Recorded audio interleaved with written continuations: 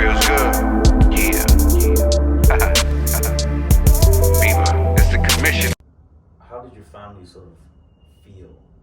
And, because you love your children. If there's one thing that I know about you, you speak about your children and you speak about your wife in very, very high regard. So, in terms of that, how are they? About my children? During sort of the process and being with you? Listen, my relationship with my children is very sacred, right? Of course. Like it's a sacred thing because this transformation was for. I didn't want to mess up my relationship with them. That's why I was willing to stop drinking. You know what I'm saying? I wanted them to know their dad for who he really is. You know what I mean? A loving, compassionate, caring guy. You know what I mean? Not this monster that people perceive me to be. Because, after, you're hearing that you're a monster and you're hearing that you're a bad person for so long, you start thinking it and you start wearing that coat. Mm-hmm.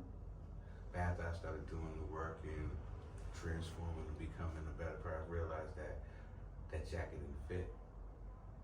I wasn't none of those things. I wasn't a monster. I wasn't none of that. So I had to show and prove, and my show and prove was I went to therapy. I was going to the gym. I stopped drinking. I didn't come in here full force like, hey, you know what I'm saying? Because no relationship, you gotta understand, you know what I'm saying? My kids grew up with me. You know what I'm saying? Like if you see the ages of my kids, they grew up with me. And so they got a chance to see me at my highs, my lows. You know what I'm saying? But they always know that their dad loved them. No matter what, I always loved my children, and I would do anything for them. You know what I'm saying? So right now, when they see their dad, they cheering for me because they don't see me low. They don't see me low.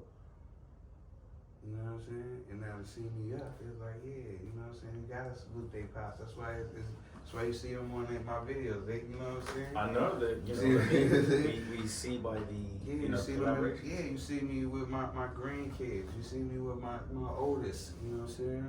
You know what I'm saying? I listen, I even got my youngest. You know what I mean? Like you can tell, and it's all because I had to make the right decision. I was messing up. I had to apologize to them. Cause you gotta think, when you out here and you living a reckless life, right? You don't realize the people that you're hurting and the people that you're affecting. You know what I mean? Absolutely. So me out here, not caring and drinking and wilding out, you know what I'm saying? Having kids out of wedlock. You know what I'm saying? And creating these different homes and stuff like that. I knew that I had to apologize to each one of my kids. I said, I know, I apologize. I said, because I know it's things that I'm gonna miss. You know what I'm saying? No man ever thinks about that. You know what I'm saying? Like you having all these kids in these different homes, right? There's gonna be things that you're gonna miss because you gotta be here for this, you're gonna be here for that, you're gonna be that. And certain kids are gonna have certain type of resentment. So as a man, you know what I'm saying? I had to tell him, I apologize. I'm so sorry. I was selfish. I was only here thinking about my needs. Was that one of the reasons why you documented the process? Yeah. Tell us about that. Yeah, when I did the whole documentary, I wanted everybody to, it was the funniest thing, right? Things started happening for me. You know what I mean? Things started happening good for me. And when things started happening good for me, I didn't understand why.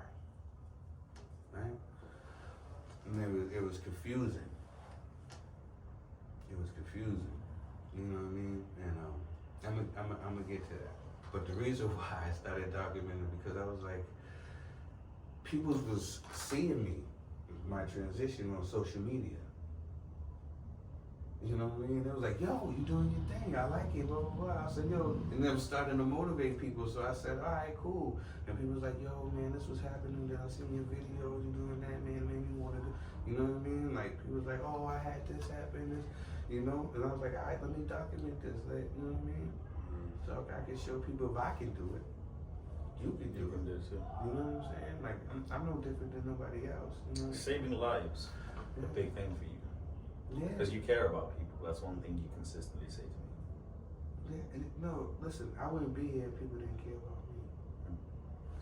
Right? You know what I'm saying? And you get back what you put out, right? You know what I'm saying? I'd rather give love and receive hugs than show hate and catch slugs. Feel me? So many quotables you're going to get from this interview. I'm telling you guys right now. So, just in terms of the transformation project, what was the biggest thing that you've gotten out of it? Oh, the transformation, the TRIL project, like the album or the whole thing, Just the whole experience, because Yeah, the 'cause album we- obviously is. We had the documentary, right? And that was just to show my physical transformation. You know what I'm saying? From being somebody that was overweight and was messed up on his left side. I remember being in the gym and with my brother Danny and being able to lift a 25-pound weight with my left side, and I broke down into tears in the gym. Broke down into tears in the gym. It's a big accomplishment.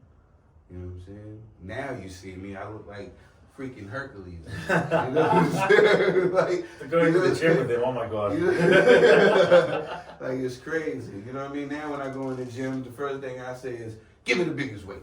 What's the biggest weight?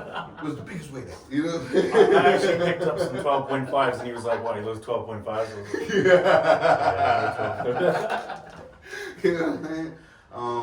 So yeah, man, that right there changed my life, because then it also made me feel good, because it was a time that I didn't feel good about myself. You know what I'm saying? Like, we can say we do and all this stuff, but I kept on having strokes.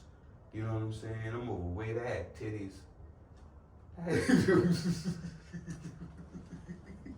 You know how fat you got to be to have titties. I mean, I've been there. You know Might what be I'm going saying? there, to be fair. No. Yeah, bro. Shoot. Had titties and shit. I be jumping. You know what I'm saying? Titties be flapping. It was crazy, RiKO. Yeah. So I was like, nah, man.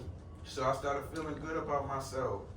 And then from there, like, because one of the things that I always pride myself on was being able to take care of my kids. You know what I mean? Financially. And then there was a time that I couldn't because of my restrictions, being disabled and stuff like that. It was opportunities like, do I go back to the life of selling drugs and stuff like that?